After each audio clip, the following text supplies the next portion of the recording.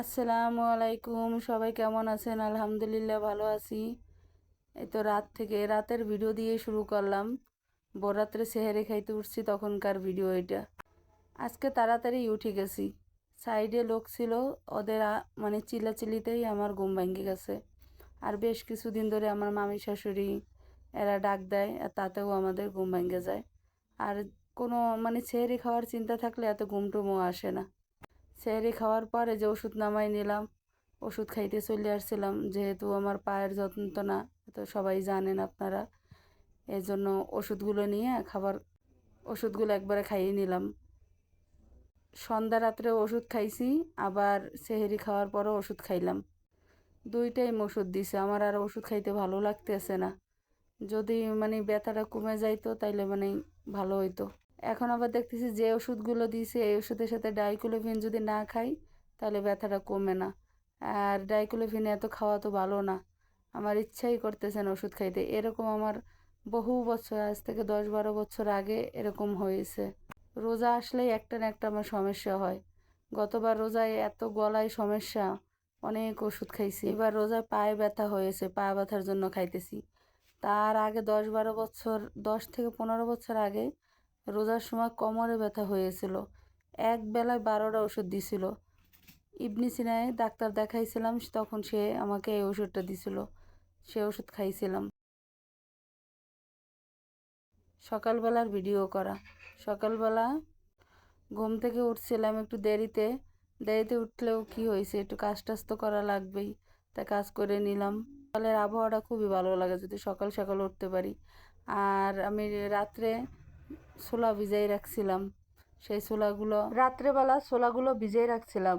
এখন সকালবেলা উঠে সুন্দর করে পরিষ্কার পরিচ্ছন্ন করে ধুয়ে এখনই মনে করছি সিদ্ধ বসাই দিই। তা দিই করে দেওয়া হয় নাই, পরে বেলা 1টার সময় সিদ্ধ বসাই দিছি। গতবার তো ঢাকা যখন ছিলাম গ্যাসে বসাই থুইতাম, আস্তে আস্তে হইতো। আর এখন তো মাটির চুলাতে আমি বসাই। আর এই বুট কিন্তু মাটির চুলাতে হইতে অনেক সময় লাগে, তারপরেও চুলাতেই দেই। আর এইখানে যে ওই কাঠটা আছে, ওই কাঠটা ধোয়ার জন্য এত মানে বারবার মনে করি প্রতিদিন, পরে আর মনে থাকে না। মনে করে এখন ধোবো, পরে ধোবো, আর ধোয়া হয় না। আর এখন আমাদের ঘরটা কত নীরব, কেউ নাই, সবাই যে যার কাজে থাকে। আর অনেকটা গুছাইয়া এসছি, হয়তো আরও গুছানো হবে আস্তে আস্তে। অনেকটা গুছাই গাছাইয়া চলে অনেক কিছু গুছাই নিলাম। কালকে যদি সময় থাকে হাতে ওই সুরাকের এই পাশের র্যাকটারে সরাই ফেলাবো। এই টুকিটাকি কাজ করতে করতে এই দেখতে দেখতে রোজাগুলো কিভাবে চলে গেল। আর আমার এইখান দিয়া আবহাওয়াটা এত ভালো লাগে, খুবই ভালো লাগে। আমার এই পাশের রুমটা খুবই গুছাই গাছাই নিলে অনেক সুন্দর, মানে অনেক ভালো লাগে। আর এইখানে রোদ্দুর, এত সুন্দর রোদ্দুর উঠছে। এটাকে কি বলে, সেনি। এই সেনিটা কিনছিলাম 15 বছর আগে। 300 টাকা দিয়ে এই সেনিটা কিনছিলাম। এত মজবুত, মানে কোনো কিছু রোদে দেওয়ার জন্য বা কোটাকাটি করার জন্য খুবই ভালো। এইখানে মুগ ডাল নিয়ে নিছি। ঢাকা থেকে মুগ ডাল নিয়ে আসছিলাম অনেকগুলো। খাই মানে ঢাকাতে যখন ছিলাম 5 কেজি মুগ ডাল কিনছিলাম, খাওয়া হয়ে গেছিলো। খাইতে খাইতে এই করে মুগ ডাল আছে, তাই চিন্তা করলাম এই কটা আছে যেহেতু আবার নষ্ট হয়ে যাবে, কোন জায়গা থবো, তাই 2-3টে রোদে দিয়া পরে থুয়ে দিই, যখন মন চাবে তখন খাবো। অনেকগুলো মুসুরি ডাল নিয়ে আসছি, এখন ওগুলো খাই। আর এই কটা, বেশি কিছু না, বেশি না, 1-1.5 কেজি মুগ ডাল। তাই এগুলো সুন্দর করে রোদ যেহেতু উঠছে, তাই সুন্দর করে রোদে দিয়ে দিতে আসি। তার সাথে কিছু মসুরের ডালও নিয়ে নিছি। মসুরের ডাল আর এই মুগ ডালটা রোদে দিলে, চিন্তা করলাম ব্যালেন্ডার যেহেতু ঘরে আছে, মসুরের ডালও আছে, তাই নিজের হাতে কিছু বেসন বানাই নিব। তাই এই জন্য মসুর ডাল আর মুগ ডাল রোদে দিলাম। দেখি কি দিয়ে কি করা যায়, এগুলো দিয়ে কিছু বেসন হাতে তৈরি করে নিব। আর ওদিনকে আমার শাশুড়ি বুঝতে পারে নাই, বেসন নিয়ে আসছে 170 টাকা কেজি। আর গতবার তো আমরা আনছিলাম 100 টাকা করে কেজি মনে হয়, আমার যতটুকু মনে পড়ে। 50 টাকা দিয়ে আমি 1/2 কেজি আনছিলাম ক্যান্টিন থেকে। আর উনি বুঝতে পারে নাই, পরে এখানে এসে দেখে যে দোকানের কাছে দাম কম আছে। আর মসুরির ডালও তো আমার কাছে আছে, এর জন্য আমি মসুরির ডাল দিয়ে বানাইতে চাচ্ছি।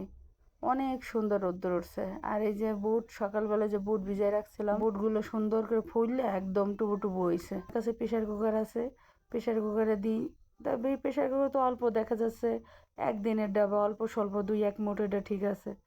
আর বেশি কতগুলো দিলে ফ্রিজেও জাগা হয়, তাই মানে ফ্রিজেও থোয়া লাগে, তাই জন্য এখন আর কষ্ট করে মানে ইচ্ছা করে গ্যাস নষ্ট করি না, মাটির চুলা যেহেতু আছে এর জন্য। আর এই যে বললাম না, এই জানালাটা রং করা লাগবে, দেখি এবার যদি সবাই আসে রং করাই নিব। আর এই যে গতকালকেরও একটু ইফতারি দিলাম, আজকে ইফতারি ধরতে পারলাম না, তা গতকালকের ইফতারিটা আজকে দিতে আসি।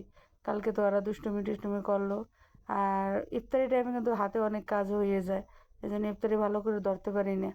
যতটুকু হাতে মানে সামনে যখন সময় পাবো তখন হয়তো সুন্দর করে ইফতারি আইটেমগুলো ধরতে পারবো। দাপাদাপি করে কাজে এই কয়দিন কিন্তু বেশ দাপাদাপি হইতেছে কাজে, আর হবে কিছুদিন পরে তো চিন্তা করছি অনেক লোকজন নিয়ে একসাথে একটু ইফতারি করবো, এই জন্য আগে ভাগে সব কাজগুলো গুছাই রাখতে আসি। দোয়া করবেন আমার জন্য সবাই, আপনাদের দোয়া ও ভালোবাসায় যেন সামনের দিনগুলো সুন্দর মতন কাটাতে পারি। আর আপনাদের জন্য সবার জন্য দোয়া থাকবে। আমার ভিডিওটা দেখবেন, লাইক করবেন, কমেন্ট করবেন, আমার পাশে থাকবেন। হাতে একটু সময় নিয়ে যদি ইফতারি বানাইতে যাই বা রান্না করতে যাই, সেই সময়গুলো সুন্দর মতন মানে কাটানো যায়। আর দাপাদাপি করে যদি চুলার কাছে যাই তাহলে দেখা যাচ্ছে এদিকেও হয় না ওদিকেও হয় না, এর জন্য একটু সব কিছুতে এলোমেলো হয়ে যায়। আর এতদিন তো আমার সব ঠিক হয়ে যেত ইনশাল্লাহ, সামনে সব কিছুই ঠিক হয়ে যাবে আশা করি। আত্মীয় স্বজন তো আসা শুরু করে নাই এখনও, সব আত্মীয় স্বজন এক এক করে চলে আসবে কিছুদিন পরে, হয়তো আপনাদের সাথে সেটা শেয়ারও করতে পারি।